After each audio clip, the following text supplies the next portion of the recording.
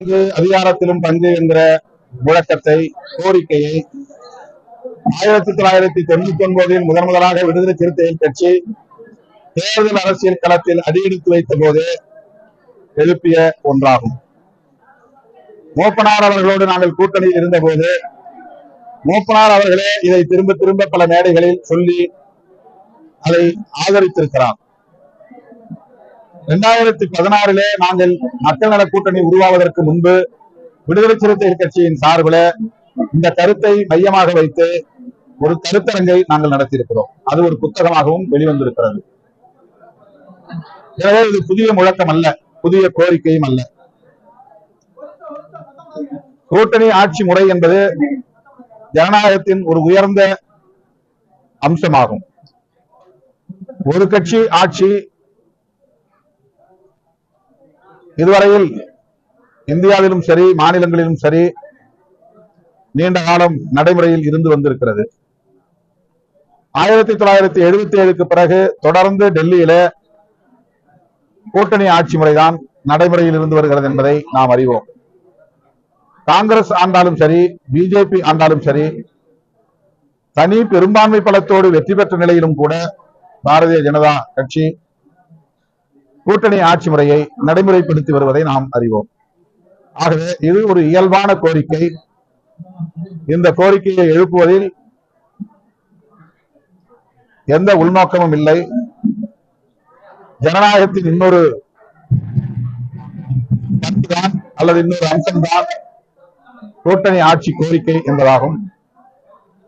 இது குறித்து 2026 தேர்தலில் பேசுவீர்களா என்ற கேள்வியை தொடர்ந்து ஊடகவியலாளர்கள் எழுப்பி வருகிறார்கள். அது அப்படி கோரிக்கை எழுப்புவது தவறு என்பதை போல, அல்லது கோரிக்கையை எழுப்புவதற்கு தமிழ்நாட்டு அரசியல் இடம் கொடுக்குமா என்பதை போல இந்த கேள்வியை எழுப்புகின்றனர். இந்த கோரிக்கை எழுந்தால் தமிழ்நாட்டில் ஜனநாயகம் மேலும் செழுமையடைய துவங்குகிறது என்றுதான் பொருள். தேர்தல் நேரத்தில் விடுதலை சிறுத்தைகள் இது குறித்து நாங்கள் முடிவு செய்வோம். தேர்தல் நேரத்தில் எமது கட்சியின் முன்னணி தலைவர்களோடு கலந்து பேசி உங்கள் கேள்விக்கு விடை சொல்வோம்.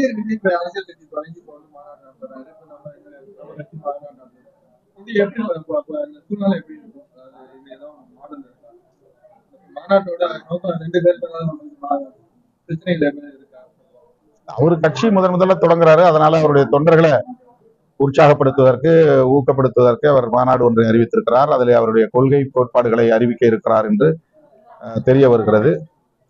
அது அவருடைய தனிப்பட்ட செயல் திட்டம். நாங்கள் மக்களுடைய கோரிக்கையை பிரதிபலிக்கக்கூடிய வகையில், குறிப்பாக பெண்களின், கைம்பெண்களாக இருக்கிற குடும்பத்தை சார்ந்த பெண்களின் கோரிக்கையை பிரதிபலிக்கும் வகையில் இந்த மாநாட்டை நாங்கள் அறிவித்திருக்கிறோம், நடத்த இருக்கிறோம்.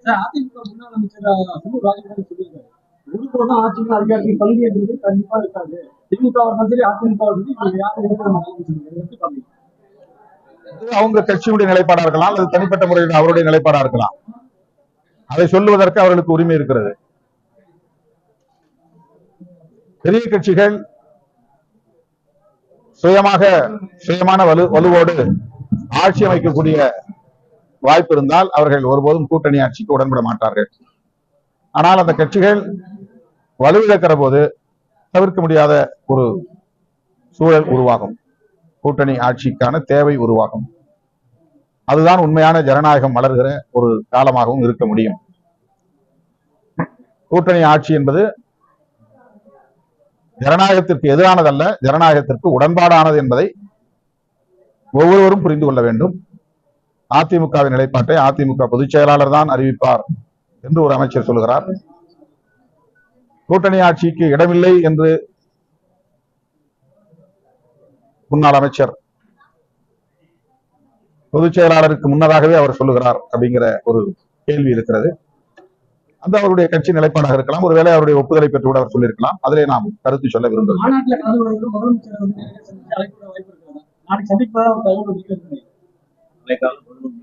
நாங்க கூட்டணியில் இருக்கிறோம், எப்ப வேணாலும் சந்திக்கலாம் இல்லையா?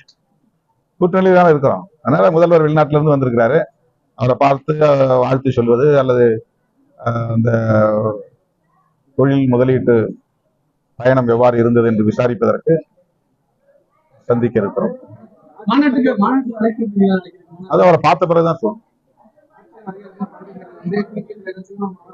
எப்படி எப்படி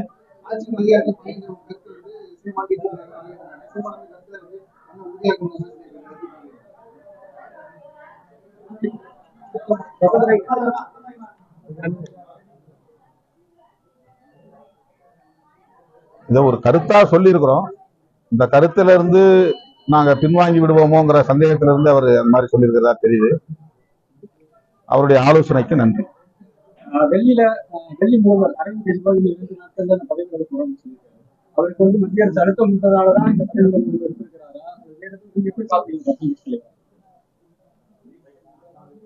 பாரதிய ஜனதா அரசு டெல்லி யூனியன் பிரதேசத்தினுடைய முதல்வர் கெஜ்ரிவால் அவர்களை திட்டமிட்டு பழிவாங்குகிறது.